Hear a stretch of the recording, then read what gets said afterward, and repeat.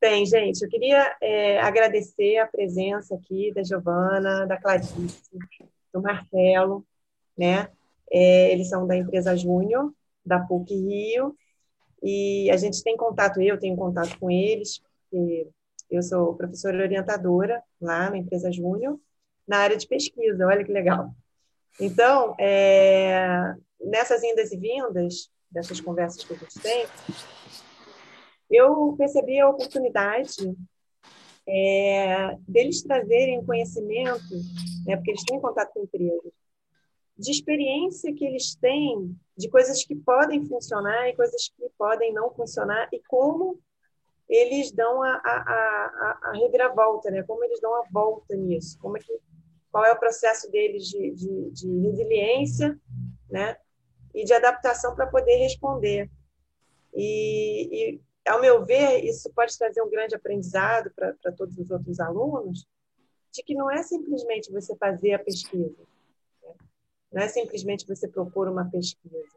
A pesquisa no mundo real, ela muda, ela pode mudar em cima da hora, o cliente pode não gostar, o cliente pode não aceitar, o cliente pode estar errado, e a gente tem que ser resiliente e entender o melhor que a gente pode fazer com isso, né? Então, eu vou deixar a palavra aqui aos três, vão fazer uma apresentação para a gente, e muito obrigada mais uma vez, tá? Obrigada, Vivian. Me apresentando, meu nome é Giovana, eu sou atual diretora de marketing da empresa Júnior, também sou gerente de projetos e vou deixar o Marcelo e a Clarice se apresentarem.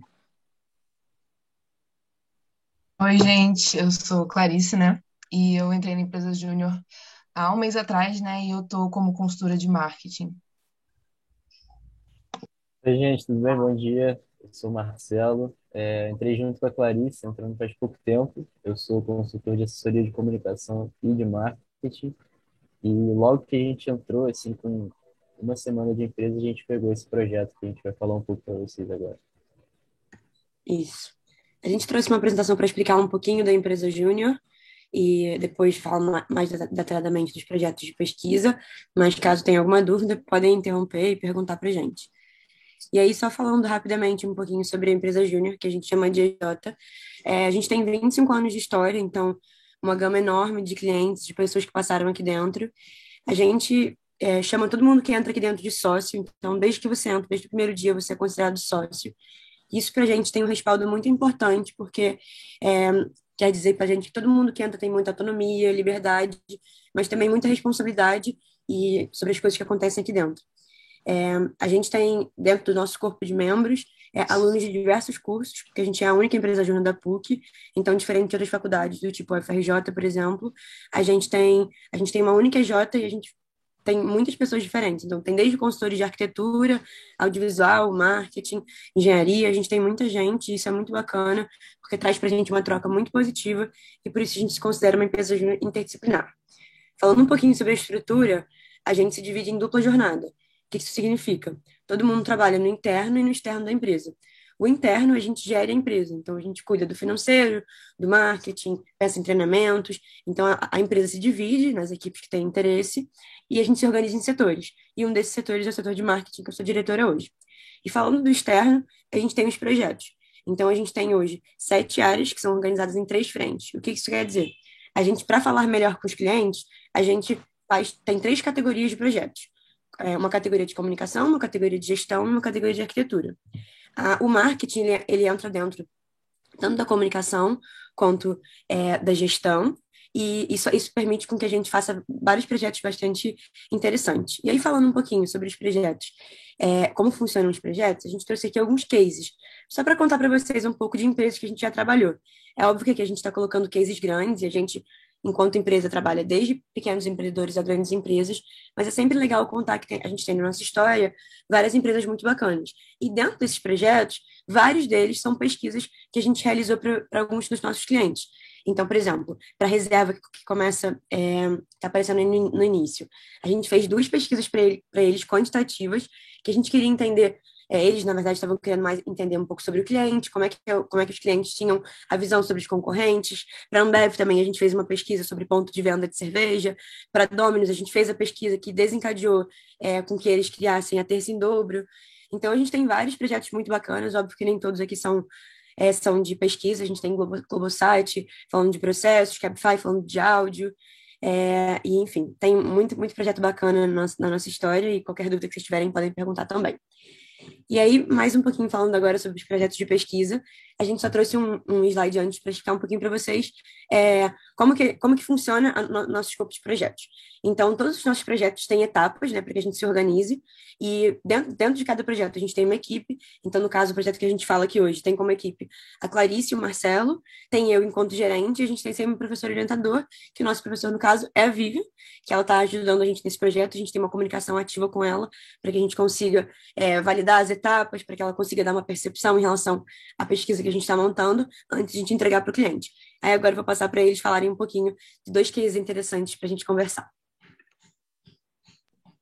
Então, gente, antes da gente falar do projeto que a gente está trabalhando no momento, né, eu vou trazer só aqui um case que foi do Tassinari Cafés, né? Para quem não conhece, Tassinari é uma empresa familiar de café aqui do Rio de Janeiro. Eles têm uma fazenda própria no estado do Rio e eles vendem o café para supermercados aqui na Zona Sul. E eles contrataram a empresa Júnior para realizar uma pesquisa qualitativa, né? E eles tinham como objetivos entender quais eram as percepções acerca da nova embalagem e da logomarca, né? Qual seria a recepção dessa nova logomarca, e entender o que leva o consumidor a optar por uma marca com qualidade de preço superior de café, né? Que eles são uma marca de café mais premium, vamos dizer assim, né? E como amostra, eles optaram por um público, a gente, né, sugeriu um público mais jovem, né, de 25 a 35 anos, cariocas de classe média alta. E foi interessante trazer esse case, porque a partir dessa pesquisa com os resultados e análise dos resultados, eles implementaram, de fato, uma nova embalagem que foi muito bem aceita, enfim, então mostra, o Tassinari ainda é um cliente reincidente na EJ, né, ele já está fazendo outros projetos com a gente, inclusive um no momento, que está acontecendo no momento. Então, esse é um case bem legal que a gente fez e que, de fato, teve um impacto na marca, né? Pode passar aí, Giovana. E aí a gente chega no nosso projeto atual, que a gente, por questão de confidencialidade, ainda não pode revelar o nome da marca, né, da empresa, mas eles são uma empresa de aluguel de consultórios médicos. Então, eles alugam consultórios, eles fazem planos ou alugam por hora para médicos que ainda não têm seu próprio consultório. E eles vieram para a gente com um fato, né, concreto, que foi a ideia deles de criar um novo aplicativo que facilitasse a vida dos médicos. E aí eles queriam que a gente fizesse uma pesquisa, entrevistasse alguns médicos, para saber se existe demanda para isso, se os médicos têm vontade de ter um aplicativo como esse e se existiria aceitação por parte deles. E a partir desse momento, eles também queriam que a gente soubesse dos médicos, tirasse dos médicos a informação de como eles enxergam a empresa em questão. Se eles estão abertos à ideia de talvez consultórios inteligentes, como eles chamam, né, que são consultórios compartilhados, ou se ainda existe resistência a esse modelo, né? Então, eles queriam basicamente que a gente lhes trouxesse essas informações. Se os médicos estão abertos a um novo modelo de aplicativo e se os médicos estão abertos a esse novo modelo de consultório. E aí a gente vai passar um pouquinho para as observações e dificuldades que a gente teve. Não. Primeiro a gente vai explicar um pouquinho como se deu essa pesquisa. Eles contrataram uma pesquisa qualitativa, né? Então, a gente vai fechar 20 entrevistas e mais posteriormente uma análise dos dados, um cruzamento de dados que a gente vai obter a partir das respostas nessas entrevistas. E, assim, a amostra, ela reuniu 4 perfis médicos diferentes. Nesse projeto em questão, o nosso cliente já chegou para a gente com os 4 perfis de médico que eles têm definidos. Eles tiveram essa questão mapeada, que eles disseram para a gente que são médicos em início de carreira, médicos com carreira consolidada, médicos em fim de carreira e médicos influenciadores, que eles dizem. Cada perfil de médico, cada perfil desse, tem uma característica diferente, tem um requisito diferente, querem e dão atenção a uma área diferente. Então, assim, o escopo das entrevistas tem que ser um pouco diferente para cada um desses perfis. A gente tem que mudar um pouquinho as perguntas e entender aonde a gente vai chegar com as respostas de cada um desses perfis.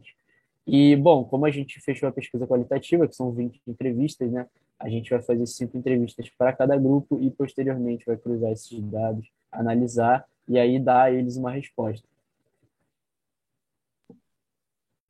Bom, então, como o Marcelo explicou, a gente agora vai falar das dificuldades que a gente enfrentou, né, durante o projeto. O projeto ainda está em andamento, a gente não finalizou, mas até então já enfrentamos algumas dificuldades. E a primeira, como o Marcelo bem falou, foi estruturar um roteiro de entrevista para 4 perfis diferentes, porque nós chegamos na reunião com o cliente e eles já apresentaram esses perfis e foi um certo choque, assim, porque são muitos perfis por uma quantidade pouca de entrevistas, então estruturar esse roteiro já foi um desafio para nós, né, como consultores, pensar nas perguntas, na ordem das perguntas, quais perguntas seriam direcionadas para quais grupos diferentes, porque, como o Marcelo falou, cada grupo tem as suas especificidades, as suas dores específicas e necessidades, então esse já foi uma primeira dificuldade que a gente encontrou. A segunda foi realmente relacionada à primeira, né, conseguir atingir uma precisão, né, com essa análise, considerando o número de entrevistas que nós temos, que são apenas 20. Então, e dividindo nos grupos, né, então são só 5 entrevistas por grupo. Então, era realmente pensar como tirar o máximo dessas entrevistas para a gente poder ter insumos e informações que realmente fossem qualitativas para poder gerar um resultado e apresentar o resultado final que fosse de relevância e que realmente ajudasse o cliente a entender qual é a percepção de fato do público em relação ao que eles estão oferecendo, em relação à ideia de consultórios compartilhados. Então, pensar em como tirar o máximo e o melhor proveito possível dessas entrevistas também foi algo que a gente teve que pensar muito sobre. E aí a gente... pode falar, Marcelo. Agora eu acho que esses últimos tópicos a gente entra numa parte que é menos do marketing e mais humano. Assim, a gente, como a Giovana disse, né, foi a minha e da Clarice, né, o primeiro projeto nosso, e a gente já pegou de cara um cliente que não era o mais solícito, né, vamos dizer assim, e aí a gente enfrenta essa dificuldade, que é o relacionamento e a comunicação com o cliente, que eu acho também que muita a grande razão pela qual a gente evolui tanto aqui dentro da empresa Júnior é essa, né? Porque a gente mal entrou, já pegou uma pedreira e teve que aprender a lidar com isso. Isso se relaciona com o próximo tópico, que é a falta de conhecimento sobre a metodologia de pesquisa por parte do cliente. Então, muitas vezes o cliente olhou para a nossa pesquisa, principalmente na primeira parte, quando a gente fez o relatório, montou as perguntas e enviou para eles. Eles não, eu acho que eles não entenderam assim qual o objetivo da pesquisa e o que isso pode trazer para eles de volta. Então, eles realmente não gostaram do que a gente fez, disseram isso para a gente e tentaram, vamos dizer assim, ensinar a gente a fazer uma nova pesquisa. E, assim, é nesse momento que a gente tem que ter jogo de cintura, né, e conseguir conversar, entender também o ponto do cliente, porque no final das contas a gente está fazendo aquilo para ele, né? A gente está sendo pago para entregar para ele algo que vai facilitar a vida dele, que vai melhorar a vida dele, o negócio dele. Então a gente não tem nenhum interesse em fazer aquela pesquisa do jeito que a gente mais gosta, né? A gente quer fazer aquilo de forma a dar frutos para ele. E mesmo assim, eles tentaram meio que enviesar a pesquisa, né? Vamos dizer assim. Eles queriam, na cabeça deles, eles querem que a gente chegue a um resultado, mas a gente não pode enviesar a pesquisa de forma a chegar nesse resultado. Foi muito do que a gente conversou com a Vivian, com as perguntas que eles reformularam, né? Nossas perguntas que eles reformularam, entregaram de volta para a gente, eram perguntas enviesadas, perguntas que ofereciam opção de resposta, que tendenciariam a resposta dos entrevistados e, naturalmente, teriam maior possibilidade de chegar num final que seria o final preterido por eles. E, assim, se a gente fizesse isso, a gente não estaria sendo nem profissional, nem facilitando a vida deles, porque aquilo poderia ser um alarme falso para o negócio deles, né? Então, a gente teve que ter esse jogo de cintura para conseguir, ao mesmo tempo, pegar um pouco do que eles queriam que a gente fizesse, mas também não enviesar a pesquisa, não estragar a pesquisa, né? De forma a receber uma análise de dados que seria errônea. Eu só queria adicionar uma coisa que o Marcelo falou, que aqui na aula, né, com a Vivian, a gente entendeu muito bem a diferença de pesquisa quali e pesquisa quant. E o projeto foi vendido como uma pesquisa quali, mas ao apresentar o roteiro de entrevista para os nossos clientes, eles responderam e, né, como o Marcelo falou, sugeriram novas perguntas e uma nova estrutura de roteiro muito baseado no que seria a ideia de pesquisa quant e não quali. E a gente, então, como o Marcelo falou, tinham perguntas que realmente enviesavam muito e direcionavam muito as respostas. E acho que a maior dificuldade que a gente teve foi na parte de reestruturação do roteiro, não só pegar as informações que eles disponibilizaram para a gente, que até ajudaram a gente a direcionar um pouco mais as perguntas, enfim, adicionar perguntas que a gente até não tinha nem pensado, pelo fato deles estarem mais inseridos nesse mundo, né, dos médicos do que a gente, mas foi também partiu da gente explicar, bem explicadinho mesmo, o que significa uma pesquisa quali, quais são os benefícios da pesquisa quali, como a gente aprendeu aqui com a Vivian, né? São pesquisas que realmente ajudam a gente a entender melhor o ambiente, a percepção do público que a gente está analisando e poder, assim, tirar insights valiosos, né? Insights que antes a gente não teria pensado. Então, a gente teve que não só mudar o roteiro, mas realmente escrever e explicar bem certinho quais eram as vantagens, quais eram os benefícios de fazer uma pesquisa qualitativa, o que isso podia trazer de interessante, quais eram os insights que poderiam, como que esses insights poderiam realmente ser benéficos para eles, e explicando realmente que com a forma que eles sugeriram e com o que seria mais para uma pesquisa quant, não traria resultados que realmente condissessem com o ambiente, né, e com o que os médicos acham. Então, a gente, depois da reestruturação do roteiro, enviamos para eles. Eles, enfim, validaram, que eu acho que a gente conseguiu explicar bem o que a gente pretendia e como a gente agiria, porque também uma questão que foi levantada foi médicos ou, enfim, os entrevistados deixarem a resposta na base do sim ou não. A gente teve que explicar que a gente não deixaria isso acontecer, que nenhuma pesquisa qualitativa ficaria na base do sim ou não. A pesquisa realmente tem o intuito de ser mais verbal mesmo, deixar os entrevistados falarem. Mas, enfim, aí estamos no momento aqui de validação da etapa e a gente seguiria em frente, como a gente estava falando antes aqui da apresentação, para o mapeamento dos entrevistados e realmente achar esses médicos e, de fato, começar as entrevistas.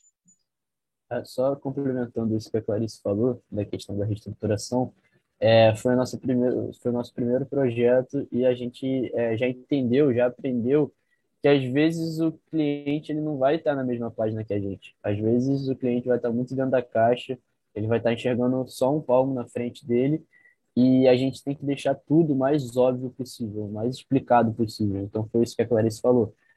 Além da gente fazer um roteiro com as perguntas e tudo mais, a gente fez um roteiro bem escrito, assim, explicando tudo o que a gente queria fazer, o que era uma pesquisa qualitativa, por que que a gente estava fazendo aquilo, por que que a gente não daria opções de resposta ao entrevistado, por que que a gente não daria uma lista de possíveis respostas para que ele respondesse, porque aquilo enviesaria a entrevista.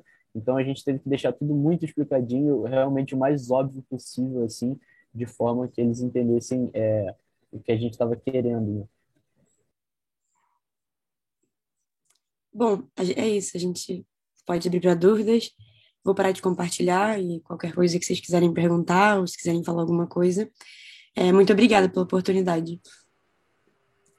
Antes da gente ir para as dúvidas, eu queria só agradecer mais uma vez, né, a presença de vocês três aqui. Assim que eu percebi onde a gente estava parando com esse projeto, eu entendi que vocês aprenderam talvez muito mais do que numa disciplina inteira de um semestre de pesquisa, né? Porque, para ser justa, numa disciplina como essa, talvez, o Marcelo ainda não teve aula comigo, né, Marcelo? Não, ainda não. A Giovana vai ter ainda ou já teve? Eu também não sei em que Não, eu fiz matéria com a Luísa. Tô velha já tô no 8º período. Já passou, mas a Clarice deu sorte de entender o conceito e aplicar na prática, né? E aí, o que ela viu? E aí ela entendeu que, valia muito a pena, né, Clarice, você entender qual é a diferença dos conceitos para poder responder, para poder direcionar, para poder direcionar até a própria equipe, né? E é isso, não adianta muito, às vezes, eu falar para os alunos, olha, o que vale é a pesquisa na vida real, que na vida real pode não ser nada daquilo, né? E aí, o que aconteceu? A empresa Júnior viveu isso na pele, né? Então, muito obrigada pelo exemplo de vocês e espero que todo mundo tenha aprendido de ouvir, né? Vocês vão viver isso na vida real ainda. Agora, pessoal, antes do Rafael fazer a pergunta dele, aproveitem para perguntar para o pessoal do processo da empresa Júnior, coisas que vocês queiram entender da empresa, né? Aí, aproveita esse contato que a aula está permitindo para vocês de troca, né? Tá bom? Então, vamos lá, Rafael, pode perguntar aí. Bom dia, galera. Bom dia, estagiários. Bom dia, professora. Isso que vocês falaram, né? Que às vezes existe um certo ruído entre os clientes e quem está prestando serviço, né? Isso me lembrou até daquela palestra, professora, da Nissan. Ela também, esqueci o nome da palestrante, que ela também falou sobre isso, que às vezes os clientes chegam com uma ideia, sim, né, que acaba até sendo um tiro no pé deles. Aí tem que ter esse, como o Marcelo, a Clarice, a Giovana falaram, tem que ter esse jogo de cintura, né? Mas, assim, eu tô com uma curiosidade e é uma pergunta, né? Como é que é, assim, para vocês que é o primeiro estágio, assim, né? Primeira experiência de vocês, assim, conciliar isso home office e com aulas na faculdade, como é que é essa experiência? E, se puderem também, falar sobre esses detalhes de como é viver na íntegra, né? Esse estágio de pesquisa de mercado na PUC. E obrigado pela experiência de vocês aí. Obrigado. Quem quer falar aí? Pode falar, Marcelo. Cada um pode contar a sua experiência. Tá. Então, vou falar primeiro a minha experiência, que é um pouco diferente da delas, porque eu ainda estou no 3º período, né? Então, eu ainda tenho algumas aulas de tarde. Assim, é puxado, a empresa júnior é bem puxada, não vou mentir, a gente fica cansado, mas, assim, é o que eu sempre tenho falado com todo mundo. Eu tô, assim como a Clarice, há um pouquinho mais de um mês, né? E, assim, o que eu sinto que eu já aprendi lá, como a Vivian também falou, o que eu aprendi lá nesse um mês é uma coisa inacreditável, assim, é realmente muito aprendizado, todo dia a gente aprende, e é, é isso, eu tô há um mês e quando eu olho para trás, assim, há 2 semanas atrás, eu percebo que eu estava aprendendo, assim, principalmente nas reuniões com os clientes, essa questão que você falou do jogo de cintura, assim, eu me vejo agora lá atrás, na reunião, eu, Giovanni, Clarice, com um sorriso na cara, com um sorriso amarelo, e os clientes falando que estava ruim, não sei o quê. Isso logo depois da Vivian ter dito para a gente que a pesquisa estava super boa, que as perguntas estavam ótimas, que a gente ia fazer sucesso, e aí um dia depois o cliente criticando a gente, e assim, faz parte, esse aprendizado é muito bom. É muito bom mesmo. Enfim, eu tô no 5º período, né? Então, em relação à aula e a empresa júnior, assim, fica um pouco mais fácil, né? Porque minhas aulas são todas de manhã e a gente na EJ, a gente tem a maioria das nossas reuniões à tarde, né? Então, em relação a isso, eu não tenho esse conflito de horário que acabou me ajudando, mas, de fato, é bastante trabalho, assim, mas Como o Marcelo falou, a gente está há um mês, né, na EJ, mas o aprendizado assim é enorme, porque não tem um outro lugar em que você tem contato direto com o cliente assim, que você... Nossa, a primeira semana a gente já estava fazendo o projeto para cliente, a gente entrou numa fase muito boa da empresa júnior, que a gente estava com bastante projeto. Então, primeira semana a gente já foi alocado para projeto, já trabalhando, tendo reuniões com o cliente, realmente botando a mão na massa. E acho que a empresa júnior é um lugar que realmente você tem essa oportunidade, você aprende muito com as pessoas lá dentro, não só pelos trabalhos que você faz, mas como a Giovana apresentou no início, né? A gente trabalha com pessoas de todos os cursos. Então, a gente tem muita troca lá dentro e eu acho que tudo que eu aprendi nesse mês foi, nossa, foi muita coisa. O que a Vivian falou, só com esse projeto, um mês no projeto já aprendi tanto quanto na aula mesmo, né? Foi mais que um concurso. Então, é muita experiência e vale muito, assim, mesmo sendo bastante trabalho e a gente, é, enfim, trabalhando bastante, mas é bem legal. Uma coisa que eu acho interessante falar, assim, eu já estou no IJ há muito tempo, né? Já tenho um ano e um mês, e esse é meu nono projeto. E é uma coisa que acontece com muita frequência, assim. Nosso processo de negociação, ele começa, negociação orgânica, assim, quando o cliente conhece a gente, quer falar com a gente tem uma reunião de diagnóstico, né, para entender um pouco a necessidade, depois a gente apresenta uma proposta, né? Então, a gente apresenta uma solução dentro dos nossos serviços que vai ser interessante. E acontece muito, é muito mais frequente ter erros nesse processo do que ter acertos, porque muitas vezes os clientes não falam para a gente qual é o verdadeiro cenário. Então, nesse caso de agora que a gente apresentou, os clientes não falaram para a pessoa que coordenou a negociação de que eles tinham 4 perfis de clientes. Isso não foi comentado em nenhum momento, entendeu? Em 2 reuniões de 1 hora. Então, a gente teve que conversar com eles para entender esse negócio. Eu, por exemplo, estou fazendo o projeto que a Clarice falou, que é o quarto projeto da Tassinari que está rolando, que também é uma pesquisa, que a gente está experimentando um novo produto, e não passou na cabeça das pessoas na negociação botar uma etapa de experimentação, sendo que era um produto novo. Então, mudou o escopo.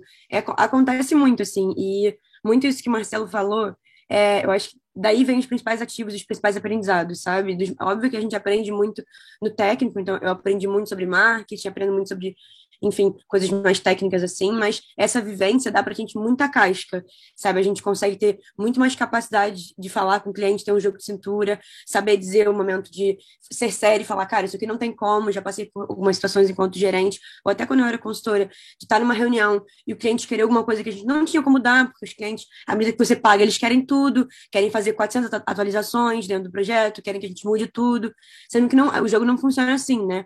Na hora é sofredor, mas eu que já tô há muito tempo, vejo como cada uma dessas experiências melhoraram a minha comunicação. Então, quando eu entrei, eu era outra pessoa, não falava, não conseguia falar tão assim com pessoas normais, assim, eu morria de medo, ficava muito nervosa. E hoje eu me vejo de outra forma, sabe? E eu pode parecer meio bobeira, às vezes eu tenho essa impressão de que a EJ, todo mundo que fala da EJ fica meio bobo, mas eu realmente sou totalmente boba pela EJ, porque eu me vejo outra pessoa, sabe? Outra profissional, porque essas experiências, tipo, foram super enriquecedoras para mim. Eu saio hoje como uma profissional, tipo, eu saio em breve, né? Eu saio daqui a 3 semanas, como uma profissional muito mais preparada para o mercado, e porque é isso aí que a gente está mostrando aqui hoje, que é o que a gente vai viver para sempre, né? Eu quero trabalhar com marketing, então eu vou viver para sempre clientes difíceis, né? O mundo, né? O mercado de trabalho não é um mar de rosas, então é importante que a gente, desde cedo, né, nessas experiências, aprenda um pouco sobre isso, para que a gente já chegue preparado e para responder clientes, para, enfim, solucionar problemas.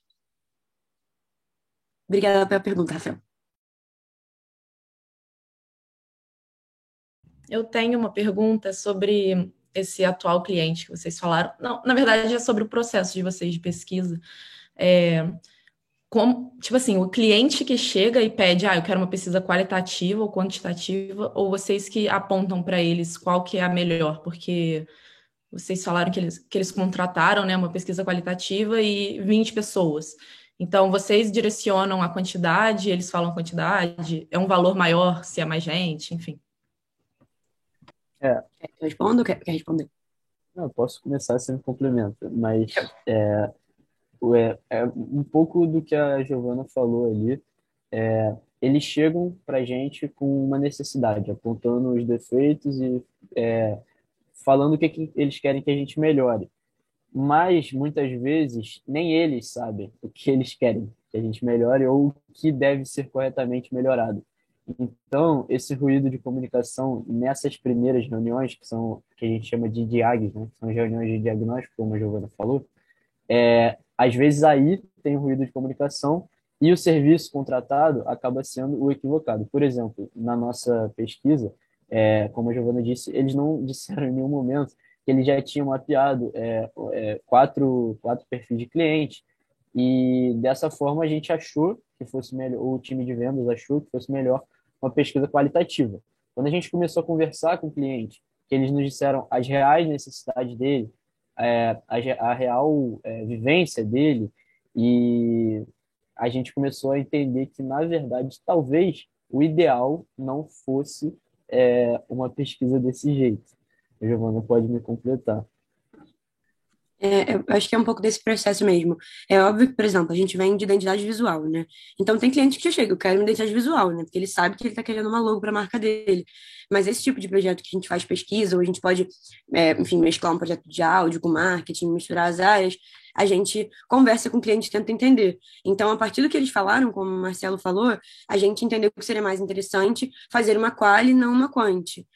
Só que, em relação ao que você perguntou também do preço, né? A gente tem uma média, então, para cada projeto a gente tem um escopo. Então, sempre que a gente vende quali, a gente tem um preço padrão para 20 entrevistas, né? É sempre assim, e para que a gente tenha uma forma de quantificar e para que seja um controle nosso. E aí, caso o cliente, eu quero o dobro, então a gente vai colocar um preço adicional, mas a gente tem uma média, né? E o mesmo vale para quant, óbvio que são bem mais, né? Quando a gente faz quant, a gente faz type, e a gente também tem uma opção que a gente às vezes terceiriza a parte, né, algumas partes de entrevista quando é algo muito externo, um número muito maior. Então, por exemplo, hoje roda na EJ alguns projetos para o MedPUC, então para possível curso de medicina da PUC.